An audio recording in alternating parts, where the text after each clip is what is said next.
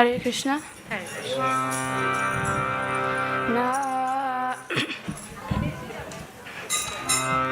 Namaste Narasimhaya.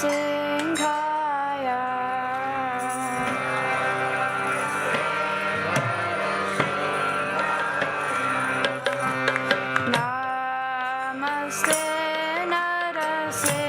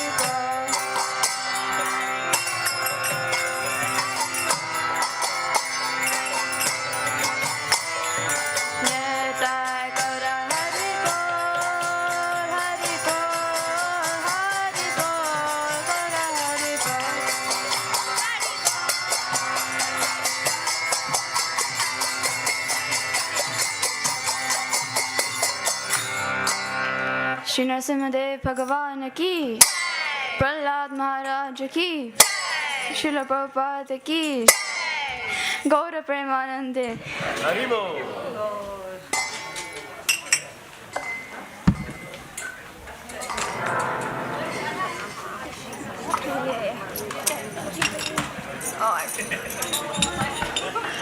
Yeah.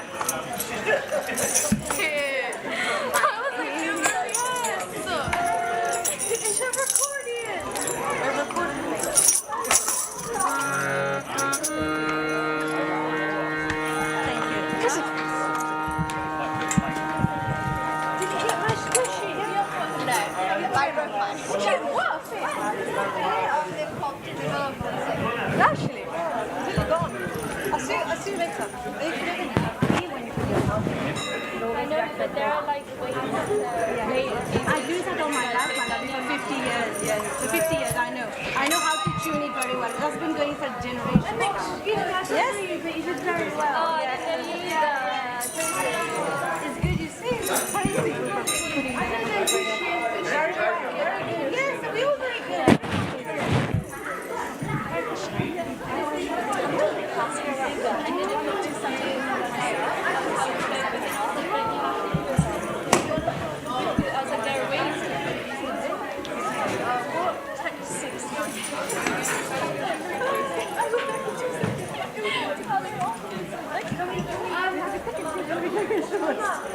Because everyone, like, okay, but like when someone's telling you how to do it, I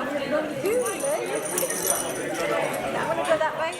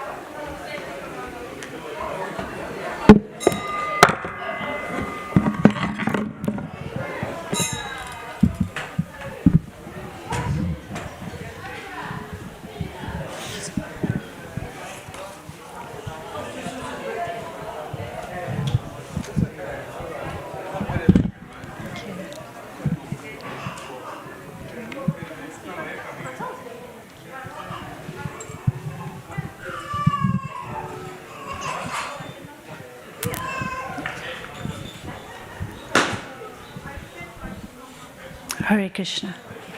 Thank you very much.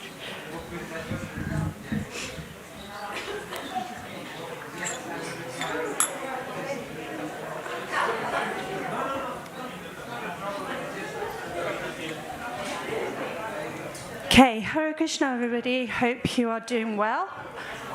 We have a Bhagavad Gita class happening right now. So we'll start with the Radha Madhav Bhajan. It will be just under an hour. So please stay, have a listen. It may change your life.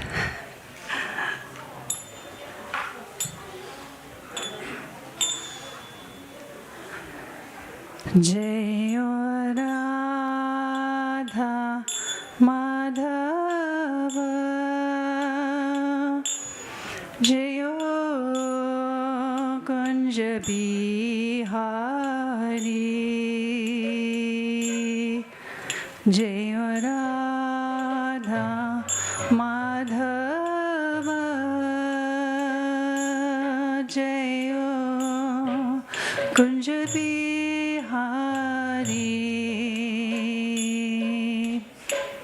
Gopijana Vallabha Jayo Giribaradhari Jayo Giribaradhari Gopijana Vallabha Jayo Giribaradhari Jayo Giribaradhari Yashodanandana Brajajanaranjana Yashodanandana Brajajanaranjana Yamunatira Vanachari Yamunatira Vanachari Jaya Radha Madhava Jaya Kunja Bihari Radha Madhava Jaya Kunja Bihari Gopijana Vallabha Jaya Giribaradhari Jaya Giribaradhari Gopijana Vallabha Jaya Giribaradhari Jaya Giribaradhari Yashodanandana Brajajanaranjana Yashoda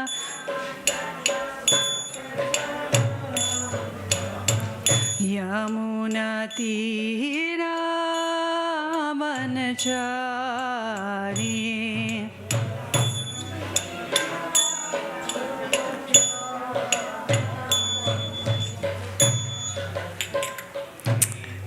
Okay, so we are looking at today the Bhagavad Gita, and the chapter we're looking at is chapter 6, and the text we're looking at is 19. So, Om Namo Bhagavati Vasudevaya. You can repeat. Om Namo Bhagavati Vasudevaya. Om Namo Bhagavati Vasudevaya.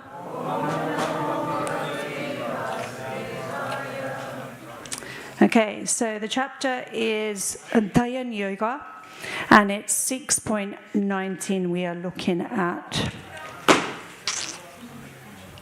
Okay, so I'll say the Sanskrit, then we're going to do word for word translation, so I'll need your help with that. I'm going to read the translation and then the purport, and then we'll start to uncover what this class holds. Okay?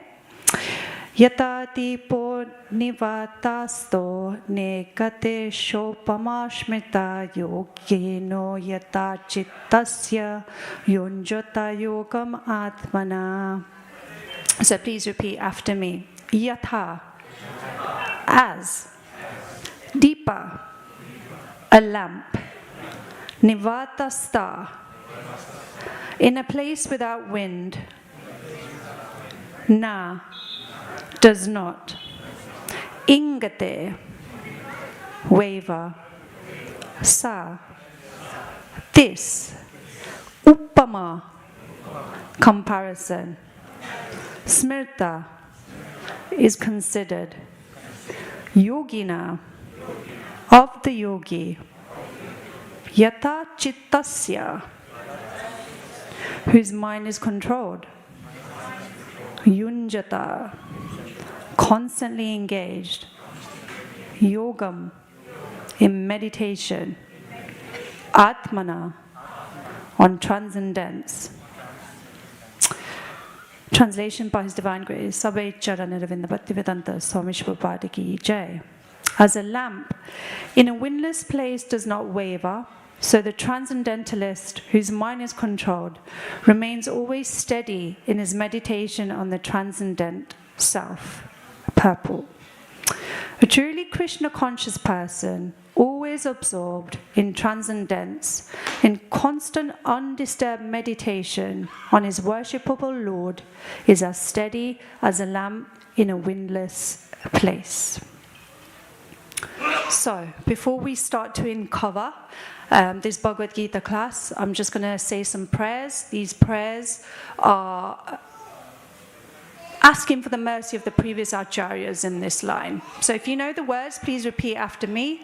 If you don't know the words, just fold your hands and listen. It's just as auspicious.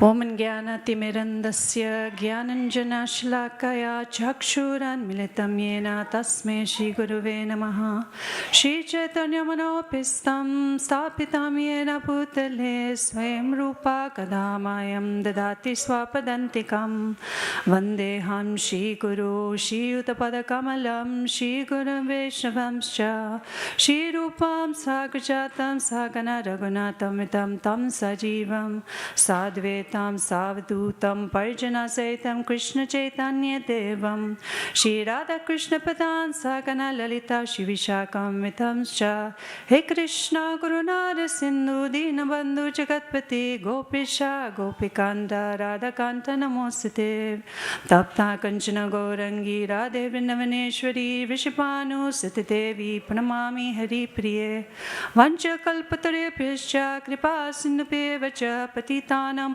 Panibhyo Vaishnambhyo Namo Namaha Jai Shri Krishna Chaitanya Prabhu Nityananda Shri Advaita Gadadhar Shivasti Gaura Bhakta Vrinda Hare Krishna Krishna Krishna Hare Hare Hare Rama Rama Rama Hare Hare.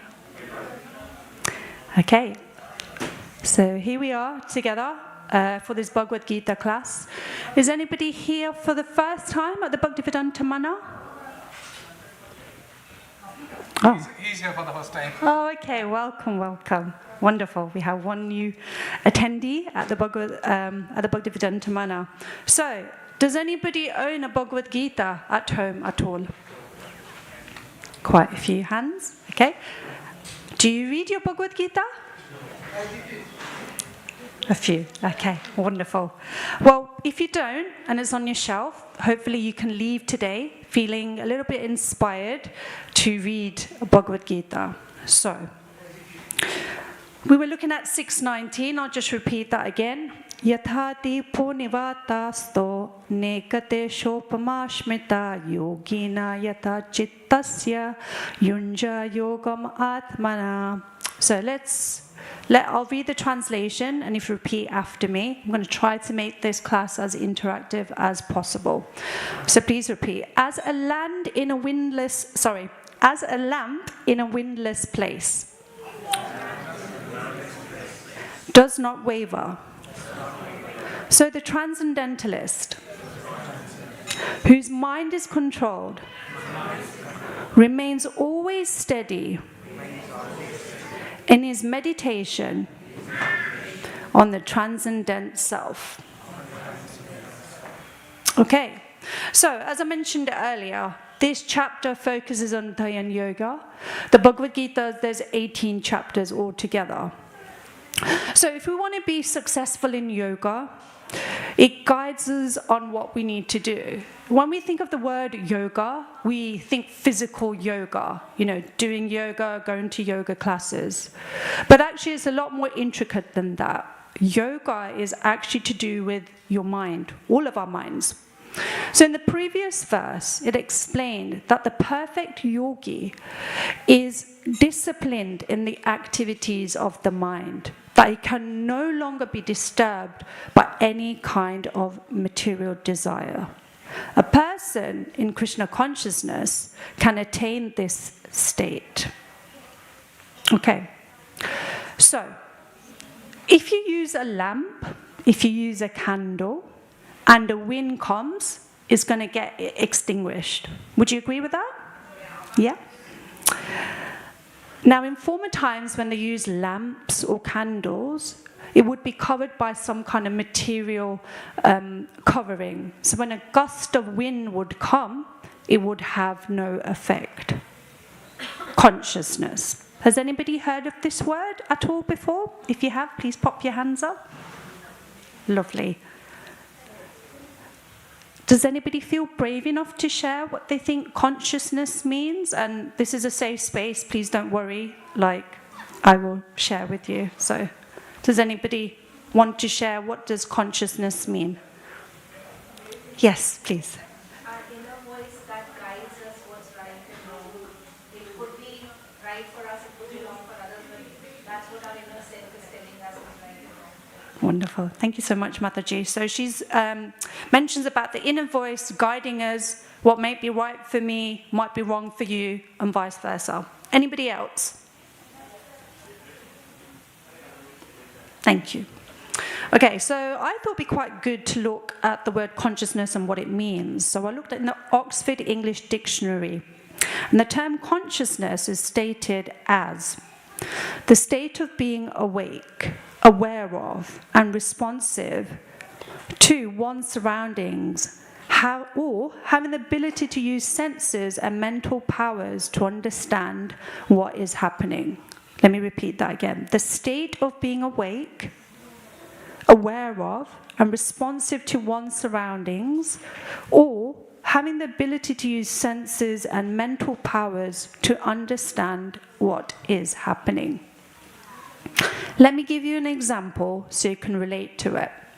So, when we study a subject, or there was a time once upon a time when we were in school, when you study a subject, it may be that we might need to do an exam for it.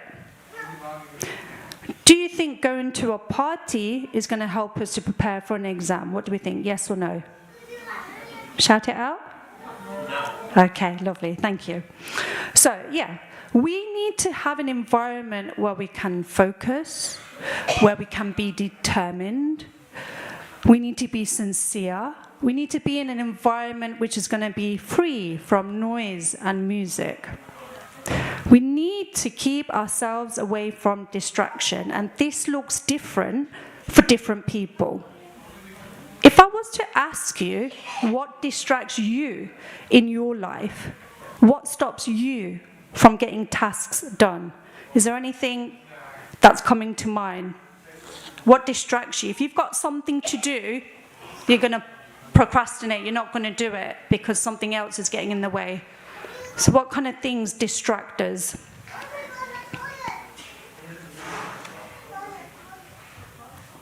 Yes, please. Maybe television. Okay, lovely. Thank you so much, Prabhu. So we got started with one distraction, television. Anything else? Responsibilities. Responsibilities, okay, thank you. Anything else that distracts us? What's so common if you're traveling in the tube or you're at a bus stop? What do you see people doing? Phone. Yeah, phone. The biggest distraction. Netflix. All these things distract us. So you've given me some examples. Thank you for that. But what we know through introspection is what distracts us, and when that wind of distraction comes strong. Isn't it, especially in this country, we love to observe the weather? So when weather patterns change, we can see often that, it might get cloudy, it's starting to get dark, sometimes the storm comes. But this is just a seasonal pattern. You would have noticed that we're in a change of season at the moment. It's spring, people are happier, it's lighter. But it's a seasonal pattern, and this is how we should observe consciousness.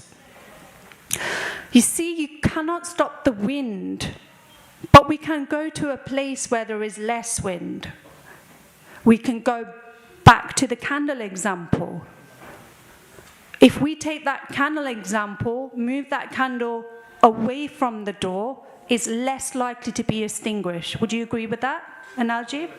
Yeah. If we look at the yogis, their focus is on wanting to achieve the inner truth. The inner truth is the realization. Yogis focus on Atma. Yogis reject worldly desires and use them in Krishna's service. We can also do this. If I was to ask you, what kind of desires do we have in life? No one's going to judge you, it's normal. Everybody has desires. What kind of desires do we have in life? What kind of hopes and aspirations do we have in life? You don't have to say your own desires. You can talk about somebody who, family or friends that you may know. Yes? Money. Thank you. Money. Thank you. Money is a desire that we may have. Any other desires? There's so many of you. We should come up with at least a minimum of 10. Be more successful. Okay, so have a name, so be successful. Thank you, that's 2. Materialistic, sir. Sorry, thank you. Yes. Okay, health and wealth for the family. Yep, thank you, that's 4. At the back? Health as well. What else? Peace. Who said that? Okay, thank you, sorry. Any other reasons?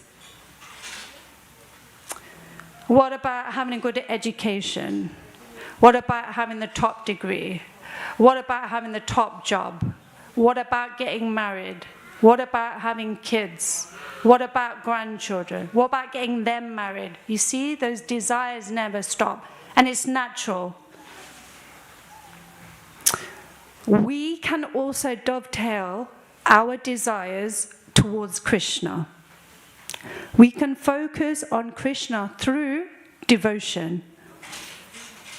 First, concentrate on Krishna, give your love to Krishna, and this equals to bhakti. Remember how we just touched on distractions and asked for your thoughts? We need to keep away from distractions.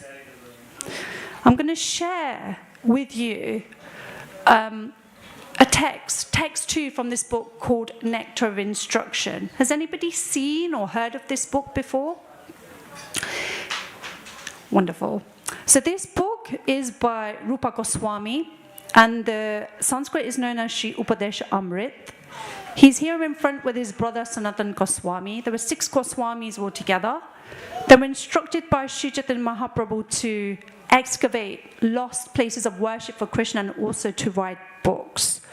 This was translated by Srila Prabhupada in English. So let me tell you what Srila Rupa Goswami is saying, which is unfavorable.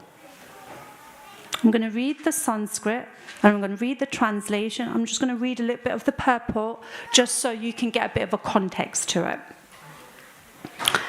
Atyahara prayashascha prajalpo niyamagraha jana sangascha lolamcha sadbir bhakti vinashyati. Translation. One's devotional service is spoiled when he becomes too entangled in the following 6 activities. 1. Eating more than necessary or collecting more funds than required. 2. Over-endeavoring for mundane things that are very difficult to obtain. 3. Talking unnecessarily about mundane subject matters. 4. Practicing the scriptural rules and regulations only for the sake of following them and not for the sake of spiritual advancement, or rejecting the rules and regulations of the scriptures and working independently or whimsically. 5. Associating with worldly minded persons who are not interested in Krishna consciousness. And 6. Being greedy for mundane achievements. Purport. Human life is meant for plain living and high thinking. Since all conditioned living beings are under the control of the Lord's third energy, this material world is designed that one is obliged to work. What does this mean? It's like, whoa, it's just gone over. What does it mean? It means avoid distractions by material desires. Remain fixed in devotional service. I'm sure you've seen, I'm sure you've heard parents working long hours just so they can accumulate wealth for their children, just so they can be comfortable later in life. But what happens when you die? I'm sure you've heard of these stories. The children end up fighting over the property. They end up fighting over the property. It may go to court. What relationship is left after? And was it worth it? These instructions are also applicable to bhakti. Those who follow the path of bhakti yoga, not just for dhyan yoga. We've just heard about what's unfavorable for devotional life. So let's look at what's favorable and try and work it in our favor. So I'm going to look at text 3. I'm going to repeat what I've just done. So I'm going to read the Sanskrit, read the translation, and read a little bit of the purport. So listen very carefully, because this is what is favorable. Utsahan nishchayatir tat karma pravartanad sangatyagat satovrite shadvir bhakti prishadyati. Translation: these are 6 principles favorable to the execution of pure devotional service. Number 1, being enthusiastic. Number 2, endeavoring with confidence. Number 3, being patient. Number 4, acting according to regulative principles such as Shravanam, Kirtanam, Vishnu Shmaranam, hearing, chanting and remembering Krishna. Number 5, abandoning the association of non-devotees. And 6, following in the footsteps of the previous acharyas. These 6 principles undoubtedly assure the complete success of pure devotional service. Purport. Devotional service is not a matter of sentimental speculation or imaginative ecstasy. Its substance is practical activity. In the conditioned stage, our mind is flickering. Hands up if you want to have a flickering mind. Nobody. A flickering mind is always dancing like monkeys in Vrindavan, trying to steal sense gratification. Has anybody here been to Vrindavan before? Lovely, a few people. If you haven't, okay, thank you. If you haven't been to Vrindavan, definitely please go there at least once in your lifetime. If you go to Vrindavan, the first thing you'll notice is there's so many monkeys. You have to be really aware. They are very mischievous. They will steal anything they can get their hands on. Glasses, bead bags, food. I remember the first time I went to Vrindavan, I went to the temple, Mandir, Radha Raman, and I had some bhoga and I had some flowers. The monkeys were unsuccessful in trying to steal this, but I've seen many people where glasses have been stolen, bead bags been stolen, food's been stolen. You even see them barter. So they are actually the ultimate pickpocketers, the monkeys. When I asked you the question of who wants to have a flickering mind, nobody put their hands up. Do you want to have a steady mind? Pop your hands up if steady mind is something you would like. So hopefully everyone's hands should be up for the steady mind. So steady mind or flickering mind. There is no in between. It's either this way or that way. As you listen to the Bhagavad Gita class, your mind may be here, but you're thinking about something else. You might be thinking about, oh my God, the petrol prices are so expensive. I need to get petrol. Where was the cheapest place to get petrol? Oh, I need to do this chore. I need to do this. So even to listen to a class, or even to just sit still, is really hard for us to do. I'm guilty of that as well. So I'm not saying anything bad about you. I'm just saying this is reality. It all also comes down and depends on our desire. What do we want? And this is the ultimate achievement, to have a fixed mind. I'm going to give you an example in this chapter, in the purport before, of an example of a devotee whose mind was so fixed. King Ambarish first of all engaged his mind on the lotus feet of Lord Krishna.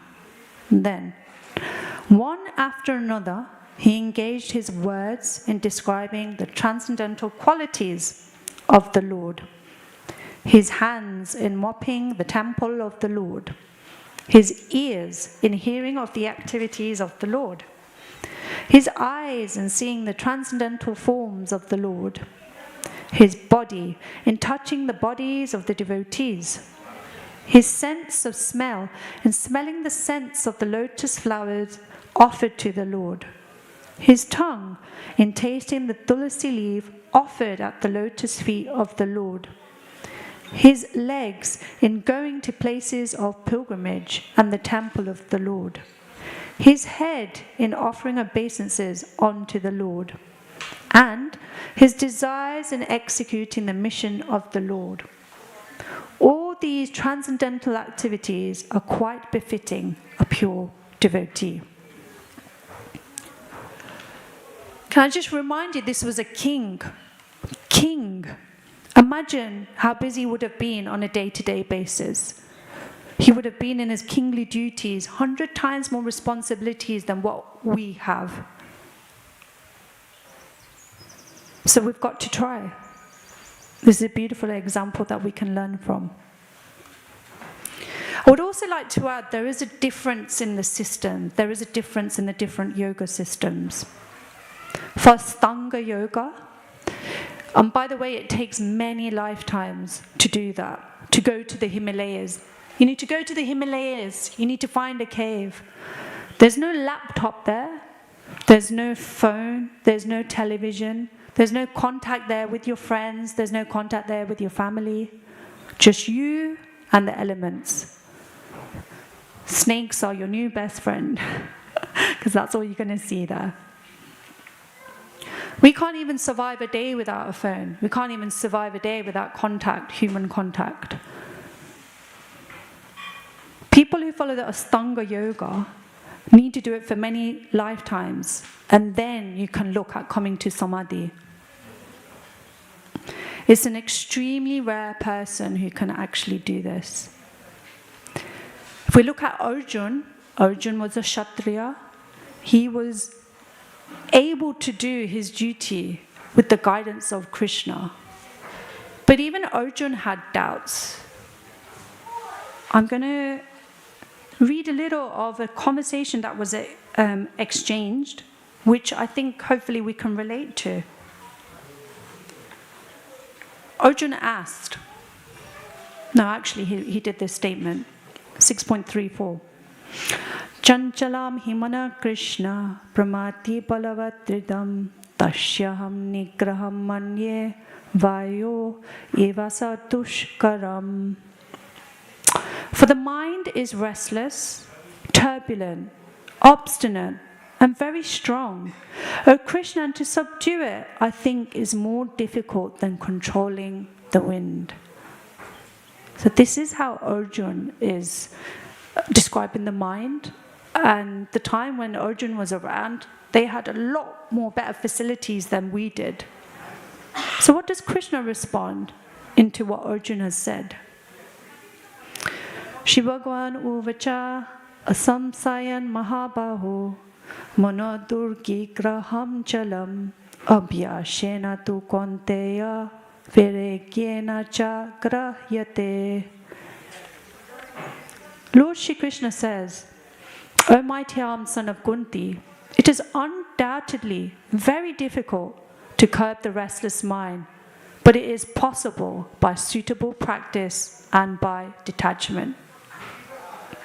How heartwarming is that there's acknowledgement from the Supreme Lord that I understand is difficult, but guess what? It's possible by practice and by detachment. Isn't it with anything new we try? It's difficult at first, but then with practice we can get there. If you drive, for example, do you remember when you passed and then you were driving on the roads for the first time? How nervous were you? But then if you plus it by 5 years, 10 years, you become an expert. So that's exactly what we need to do with the mind.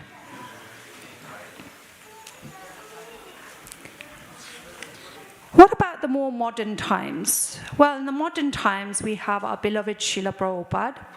So Srila Prabhupada is here, sitting on your right, my left.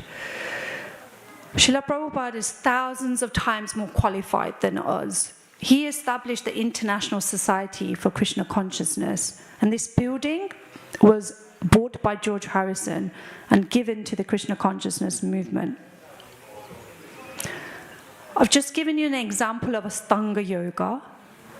Bhakti Yoga is the best path. If you're looking to follow a form of a yoga system, Bhakti Yoga is the best path. You see, the Bhakti Yoga can achieve the same perfection of the yogis in one lifetime. This chapter explains it as so. 6.47 tells us about this yoga and summarizes everything quite nicely. Yoginam api sarvesham madkatennatta atmana shraddhavan bhajate yo mam same yuktatmano mata. Translation. And of all yogis, the one with great faith who always abides in me, thinks of me within himself, and renders transcendental loving service to me, he is the most intimately united with me in yoga and is the highest of all. That is my opinion. Did anybody notice how many times Krishna said me? Did anybody count? We'll do it together. You can get your fingers ready if you want. And of all yogis, the one with great faith who always abides in me, thinks of me within himself, and renders transcendental loving service to me, he is the most intimately united with me in yoga and is the highest of all. That is my opinion. So 4 times Shri Krishna is saying, in me.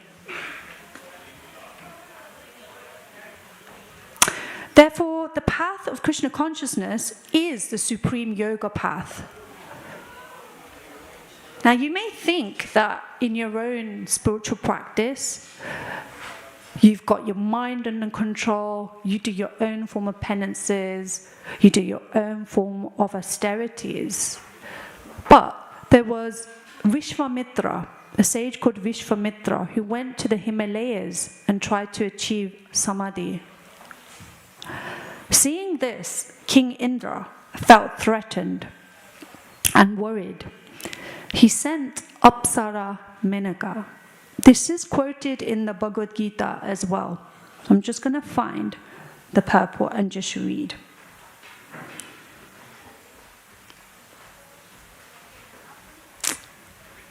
There are many learned sages, philosophers, and transcendentalists who try to conquer the senses, but In spite of the endeavors, even the greatest of them sometimes fall victim to material sense enjoyment due to the agitated mind. Even Vishwamitra, a great sage and perfect yogi, was misled by Menaka into enjoyment. Although the yogi was endeavoring for sense enjoyment with severe types of penance and yoga practice. Vishwamitra was in the Himalayas. He was meditating. He was almost there with the samadhi, and then he hears a sound. Ching, ching, ching. He opened his eyes and realized he wasn't alone. So this is an example when that mind is not focused, then you never know what's going to happen. I would like to highlight an example of someone who is fully Krishna conscious. Haridas Thakur chanted 300,000 names of Krishna daily, day and night. He is known as Namacharya, master of the holy name. But Haridas Thakur was able to resist a prostitute who was sent his way to destroy his reputation. And you know what happened?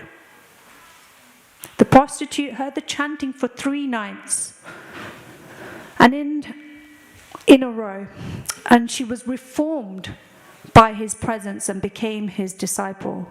This is the power of chanting by a pure devotee.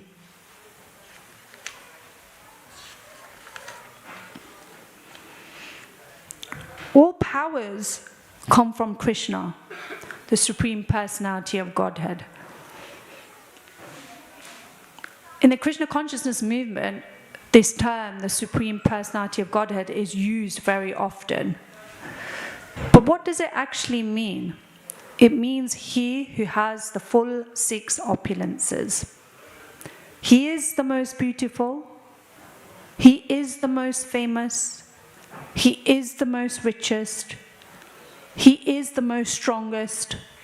He is the most knowledgeable. And he is the most renounced.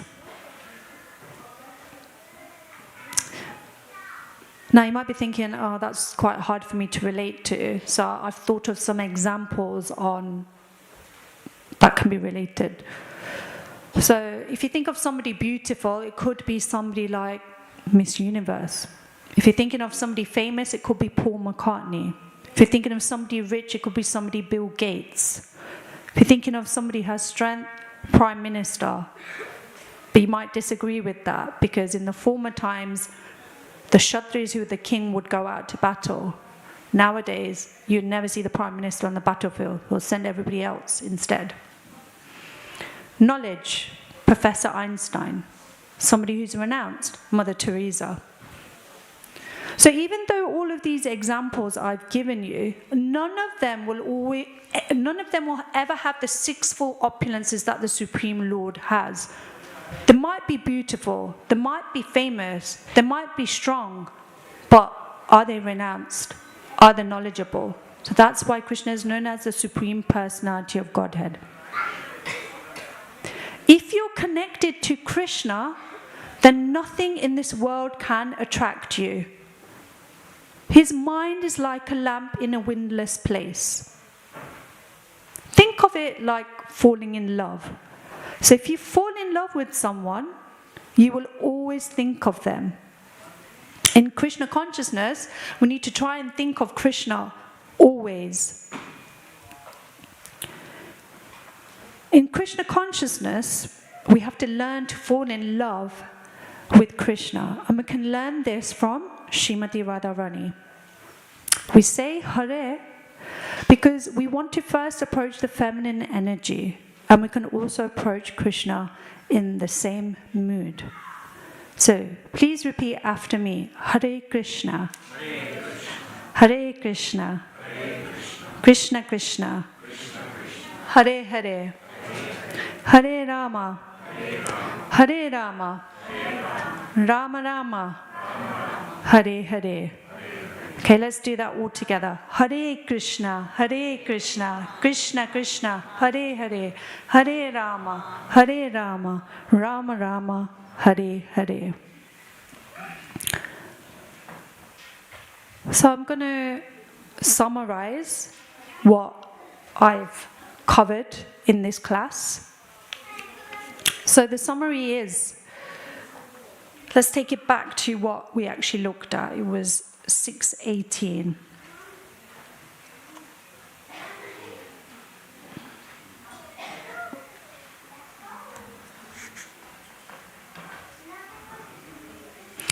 We looked at the mind, the windless place, if we have a candle or a lamp, how it can be extinguished, but if we move that candle away from the door, then it's less likely to be extinguished. We looked at an example of something we can relate to, your consciousness, and when we study for an exam, what we need to do to focus on it. We looked at the example of the yogis and what they do to try and focus. We touched upon distractions, what distracts us, and how we need to be conscious when those strong winds of distraction comes, and how to be introspective for it. We spoke about the different yoga paths. We spoke about how bhakti yoga is the best path you can go on. We spoke about what can happen if your mind is not fully in Krishna, the example of Vishwamitra. We also looked at the example of Haridas Thakur. And I emphasized the points that all powers come from Krishna. If we want to have our consciousness in Krishna, then we need to try and think about him all the time. So I hope today's class, if you've got Bhagavad Gita at home, or if not, maybe you can inquire from reception, and it's inspired you to read, feel motivated, inspired to read this a little bit more, because even though this was instructed 5,000 years ago, we can still apply the principles in our life. So thank you so much for your kind attention, and if you have any reflections you would like to share, feel free to share.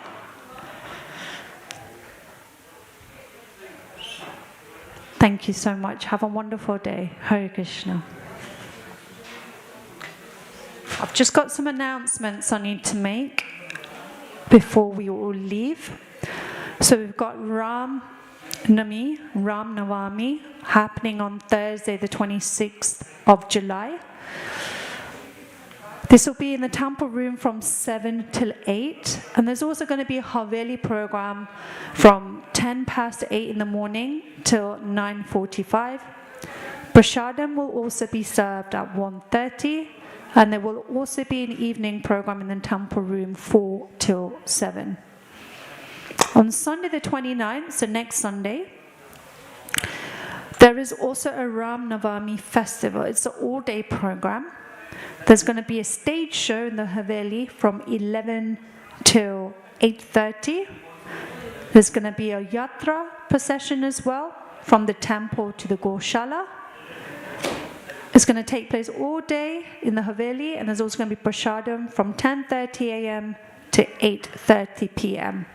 And a ticket is required, so please don't turn up here. Please look on the website, get your ticket, and enjoy the festivities. So, thank you very much. Hare Krishna.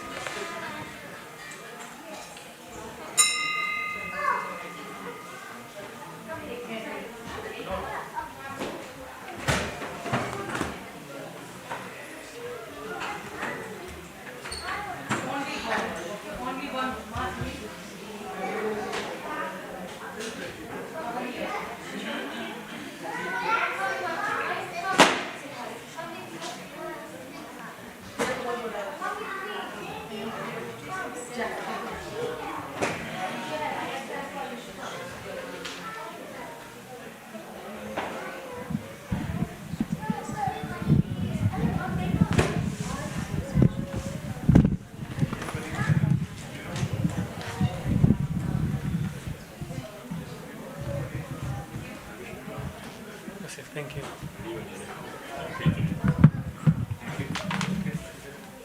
Yes, can I have more space to sit there?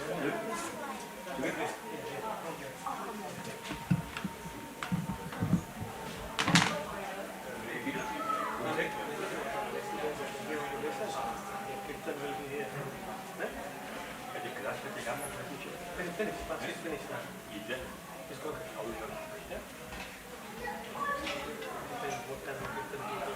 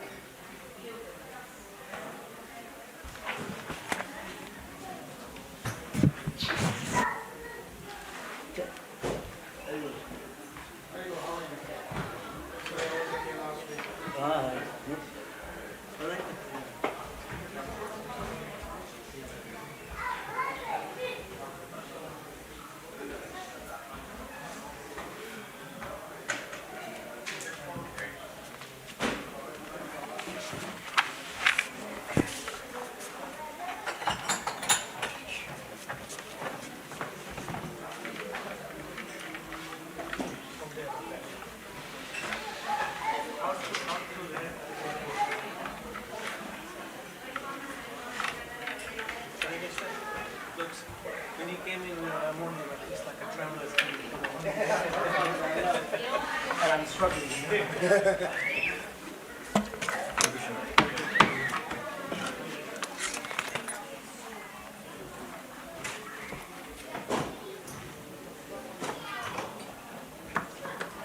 You sing, right?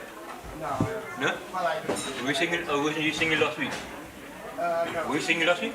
I wasn't here last week. Oh.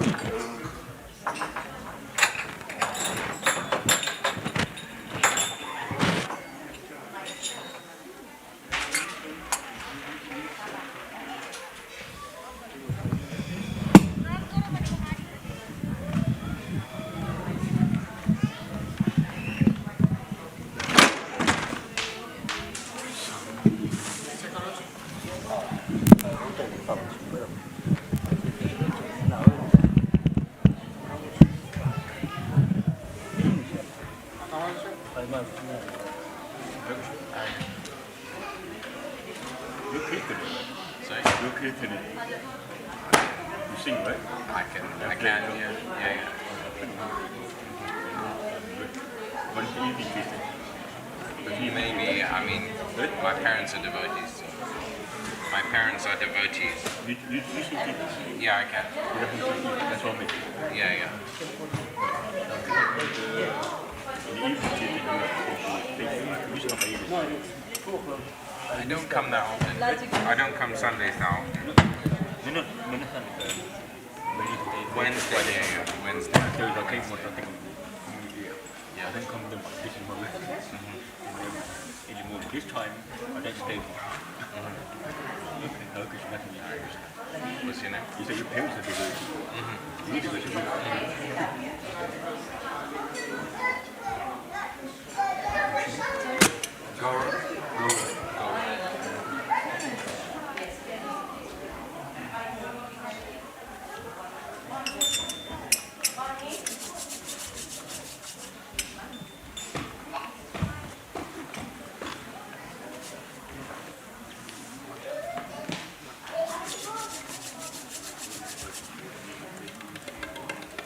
It's a new one? It's new?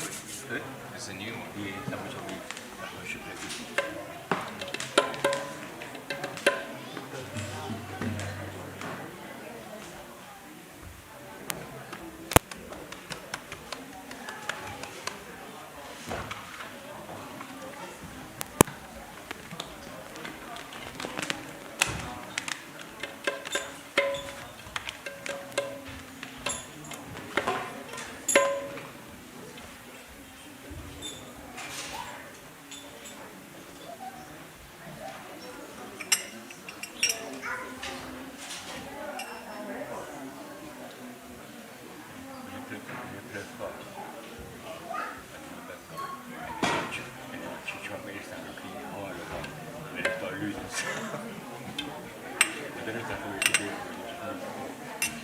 Yeah, it gets tiring. Yeah.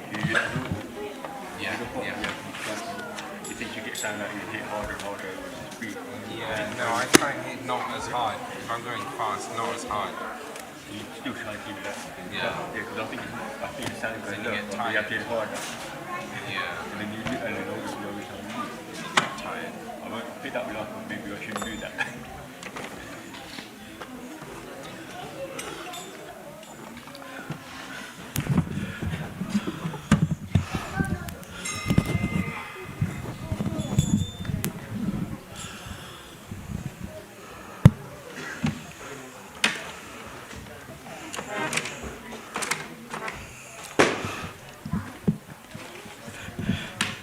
जय श्री श्री राधा गोकुलंद के सीताराम लक्ष्मण हनुमान की श्री श्री गौर निताय की शिला प्रभुपाद की जय. Now we're going to do some kirtan. Please everybody join in for the kirtan. Thank you.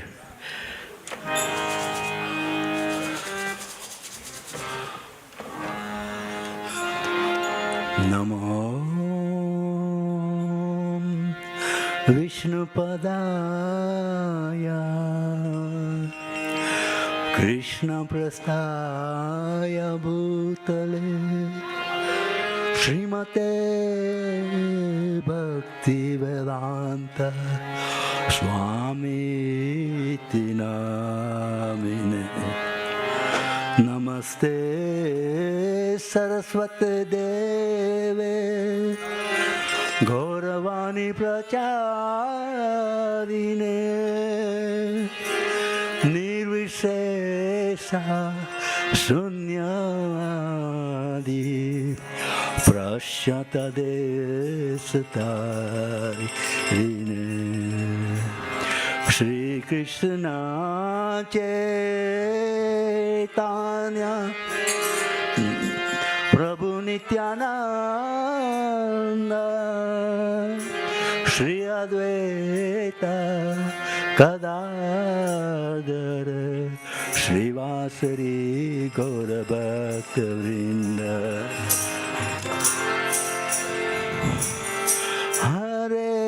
Krishna, Hare Krishna, Krishna Krishna, Hare Hare, Hare Rama, Hare Rama, Rama Rama, Hare Hare. Bolo, Hare Krishna, Hare Krishna. All together. Krishna Krishna, Hare Hare, Hare Rama, Hare Rama.